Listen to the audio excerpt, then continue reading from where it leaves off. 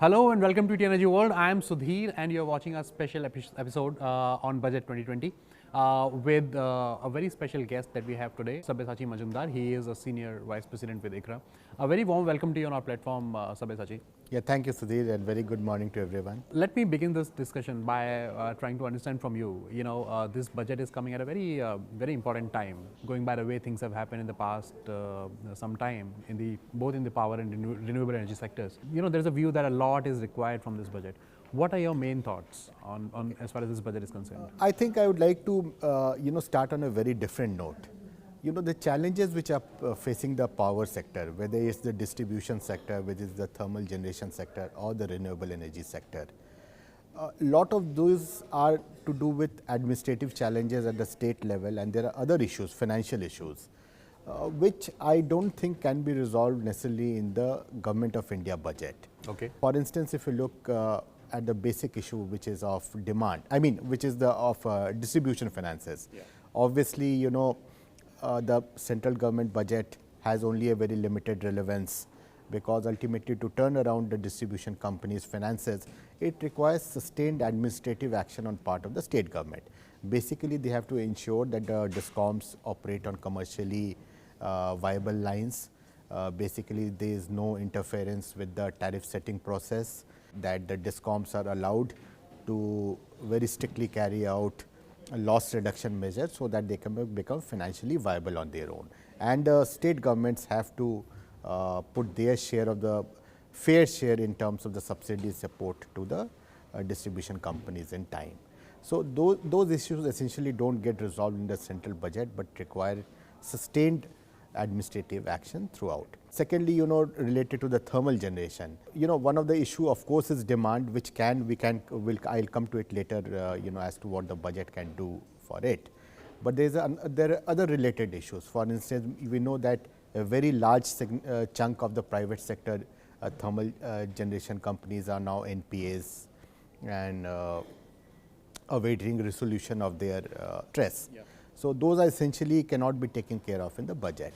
Okay. And they also have to invest a lot in the environmental measures like SOx reduction, NOx reduction, where of course the budget can play a part, but there are other issues which have to be taken care of. So you're saying, as far as the power sector is concerned, the kind of issues that the government has to deal with may not necessarily require, a budget intervention. Yeah, which is not to say that there are not budget interventions which can support the sector. Okay. For instance, one of the major demands of many of these thermal generation players, okay, who are struggling to find funds for implementation of the MOEF, that's meeting the emission norms, yeah, as well as the renewable energy players which are facing receivables issues. Okay. One of the demands of them have been that every year we collect a very huge amount of money by way of clean coal cess. But because of the government's own financial position, a lot of that we understand is being used for GST compensation to the states. Okay. Their demand is that at least a part of those funds could be earmarked for these guys, that is for equity support for meeting the emission norms for the thermal guys, as well as for the renewables. One of the wish list is that some of that could be passed on as incentives to DISCOMs, not just for picking up the power, but for a renewable power, but also paying the renewable energy guys in time, which could address which has been a running issue, yes, delayed payments. Yes. Okay. Sabyasachi, tell me something. Do you think the other major issue that has been facing the renewable energy sector is the PPA renegotiation? Yes. Do you think the budget can have some measure to address that? Or it's as I said, one of the ways that the budget can address the issue is that they can provide a part of that clean coal cess that they are collecting, okay, as incentives to DISCOMs for honoring the PPAs and also paying them in time.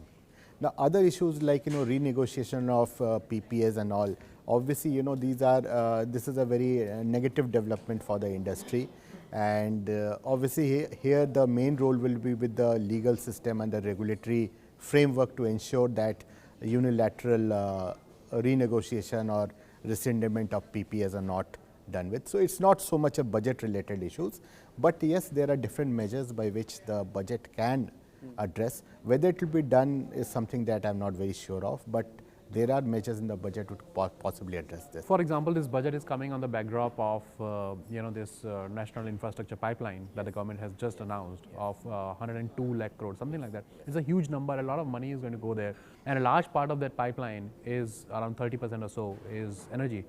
Now, do you think this budget, as far as the power and renewable energy sectors are concerned, can have some some measure to deal with that that aspect? So, of the share which is reserved for energy, it's not very clear to me as to how much will be for oil and gas and how much will be for power. But obviously, it's even in the absence of such, even in the past, we have seen support to investment in the power sector. Predominantly, what we have seen in the last few years is that there are allocations for strengthening the sub-transmission and distribution sector at the state levels, and also there is an emphasis on building up the green corridor so that we can pick up the renewable energy from remote areas where solar and wind energy can be generated and pump that into the grid. So, I do expect that as a part of the general budget measure as well as part of this national infrastructure pipeline, that a fair amount of allocations will go towards strengthening of the distribution, transmission and distribution network, both at the state level as well as for the green corridor. On the renewable energy side, these duties have been an issue for quite some time, and the government imposed duties. Do you think there is more that is required on that count? Are these duties working? If it is the right time for the government to maybe take a look at it, announce something in the budget, do you think something can come on those? So, it cuts both ways. It supports domestic manufacturing, but at the same time it does increase the capital cost for developers. So, it will tend to push up the tariffs. And what we have seen is that the safeguard duty and other measures that were introduced by the government, they obviously are time limited. That is, they are not for indefinite times, but they taper off over a period of time. So, obviously, with that kind of a measure, we don't even expect large amount of investment to come up, because no one would want to invest on the basis of some measure which is going to last only a couple of years.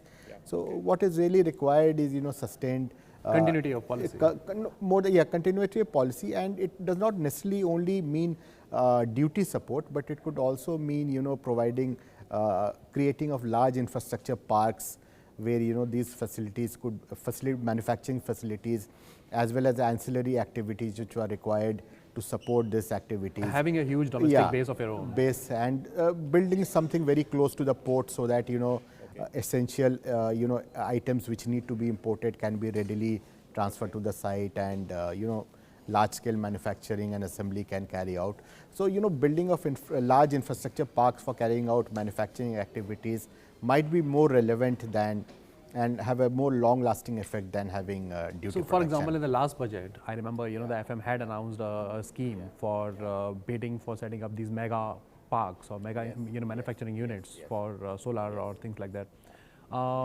Has that happened? And to the best of my knowledge, there are no, it is not taken up in a big way. But again, these things do take up time. I mean, it's not something that will happen only in 1 year. So, it takes time to materialize. Sabyasachi, one of the issues with renewables is the intermittent nature, which basically means that we require a lot of supporting load. It can be gas, it can be hydro, it can be storage. Do you think now that renewables are coming up and they are taking up a large chunk of the energy basket, do you think this budget is the opportunity for the government to maybe announce some incentives for to take care of that particular aspect, whether it is with storage or gas? Do you think something is expected? So, you are right. I mean, basically we have three main legs to address the intermittency issue for, load balancing. One, of course, is storage, others are gas as well as hydro. Now, in the hydro, there is already a new hydro policy has been announced, and there is a proposal, and there is going to be hydro purchase obligation also over a period of time. So, that is of course one, but in hydro the key issue really is that implementation challenges are very huge. So, it is a completely different ball game. So, even if some measures are there, they will show results only over a very long period of time. Gas is of course a here and now solution. there is a huge amount of capacity which is lying largely idle. And obviously, if some kind of a differential tariff, I mean, obviously, these gas-based power plants cannot be run on a 24/7 basis, but you'll have to run it during those hours where the solar is tapering off or wind is tapering off. So basically, we are during the peak hours. So we are really looking at scenario where these gas-based power plants are run for only maybe 3 to 4 hours a day. So obviously, if you are going to run gas-based power plants for 3 to 4 hours a day, the PLF will be low, so the fixed cost will be high. So the overall tariff which will be required, and of course the gas itself is a more expensive fuel compared to coal. So the overall tariff that will be required to support gas-based power plants is going to be very high, and the DISCOMs have to be willing to pay that rather than resort to load shedding or simply refusing to pick up power from the renewable energy. So we need a holistic scheme. So it's a holistic schemes are required. And of course, last is storage. Now obviously some small demonstrator projects are already in the offing. But obviously, they are going to take off in a very big way where the storage cost plunged to a level where you can expect that, renewable energy plus, stored power is available at a reasonable rate. I mean, it's not at a very high premium to the thermal power. Let's suppose a new thermal power plant should be selling their power at somewhere between 4 rupee 50 paisa or thereabouts. So as long as, renewable energy plus storage power is available at rates which are not much higher than that, if rates crash to that point, perhaps we can see a very large thrust on storage as well. Because if you talk to the storage industry, they keep on demanding a lot of things. For example, there's one of the demands is to have attractive GST for lithium-ion manufacturing. Do you think the government can look at things like that in this budget? I don't expect very large measures in this budget. I think they will also take a call as to whether the prices have fallen to a level where it makes sense. Some incentives could be there, but I think bigger incentives will roll in once the government itself is very clear that this is the cost-effective solution. Can you sum up, let's say one or two, measures which are or expectations in both power and renewable energy sectors for us, which one can expect to listen to? One which is almost certain is going to continue is the continued government thrust on, funding transmission and distribution projects at the state level, IPDS and all, continued emphasis, as well as, on the green corridor. Really, I think something which should be very high on the industry's wish list, but I am not very sure how feasible it is given the government's old fiscal constraints is, what kind of funding support. I mean, let's suppose what part of the clean coal cess is available for supporting renewable energy offtake as well as investment into this MOEF, that emission norms.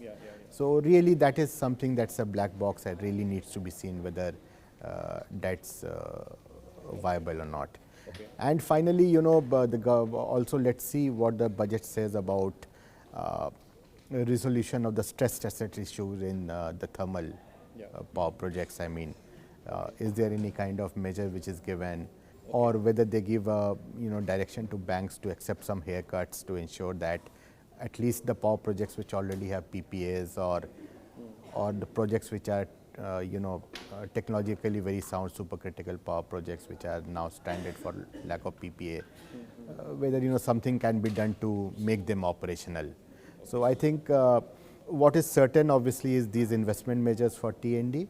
What is something is really, I think, which we can look forward to is something on the resolution of thermal NPAs and on providing some fiscal support, fiscal measures for renewable energy offtake and investments in emission norms. So broadly, you are saying T&D, thermal, and emission norms. Yes, these are broadly the three areas. The areas that the government can look at.